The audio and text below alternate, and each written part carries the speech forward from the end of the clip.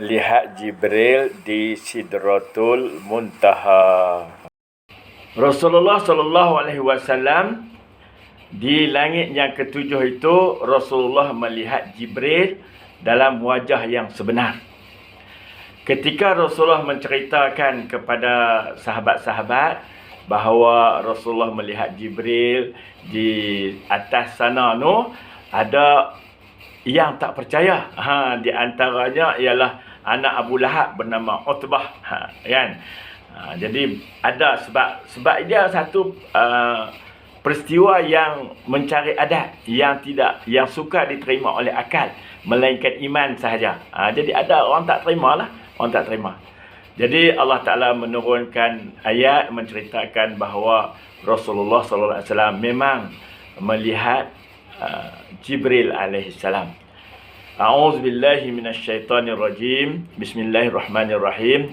Ma kazabal fuadu ma ra'a afatumarunahu ala ma yara walaqad ra'ahu nazlatan ukhra. Surah An-Najmi ayat 11 hingga 13. Hatinya tidak mendustakan apa yang dilihatnya. Rasulullah tak dusta. Apa yang dia lihat tu memang betul. Tidak patut kamu membantah apa yang dilihatnya. Tak patutnya. Apa yang dilihat oleh Rasulullah SAW tu tak patut kamu bantah.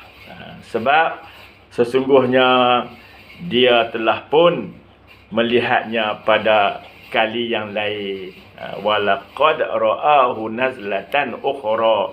Jadi Rasulullah pernah melihat Jibril ni pada kali yang pertama ketika pulang dari Gua Hira.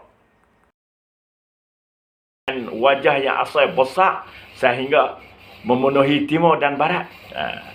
Di sini Rasulullah melihat lagi dengan wajah yang asli, di mana Jibril tunjuk sayap dia 600 sayap dan berwarna-warni. 600 sayap. Jadi patutlah laju lajunya Jibril ni turun ke bumi dan naik ke langit.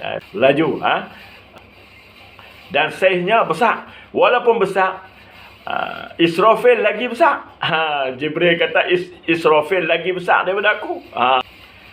Jadi Rasulullah melihat Jibril itu di Sidratul Muntaha. Inda Sidratul Muntaha, indaha Jannatul Ma'wa, idh yaghsha sidrata ma yaghsha. Maknanya dia melihat Jibril itu di sisi Sidratul Muntaha. Sidratul Muntaha ni apa dia?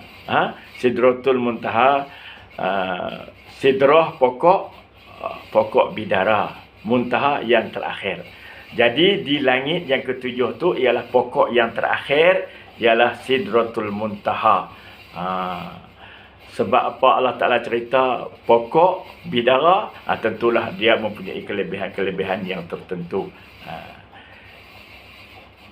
Di sisinya Jannatul Ma'wa. Boleh juga difahami bahawa padanya Jannatul Ma'wa.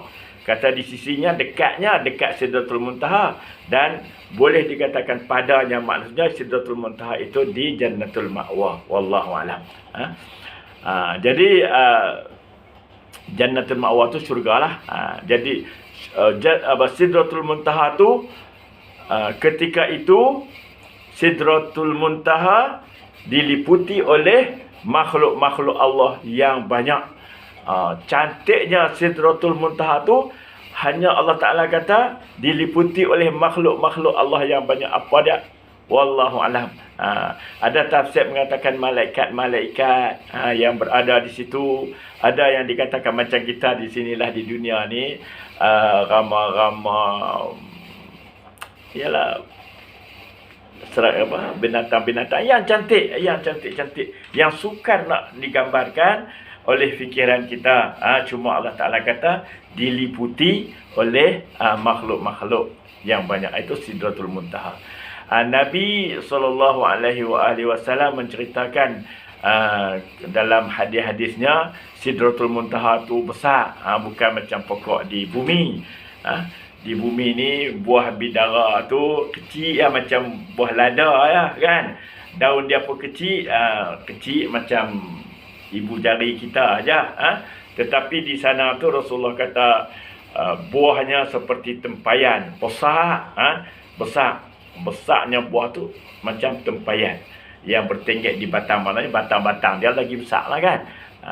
Dan daunnya seperti telinga gajah, maksudnya besarnya macam-macam, bukan seperti telinga gajah lah, seolah-olah besar dia tu macam besar telinga gajah.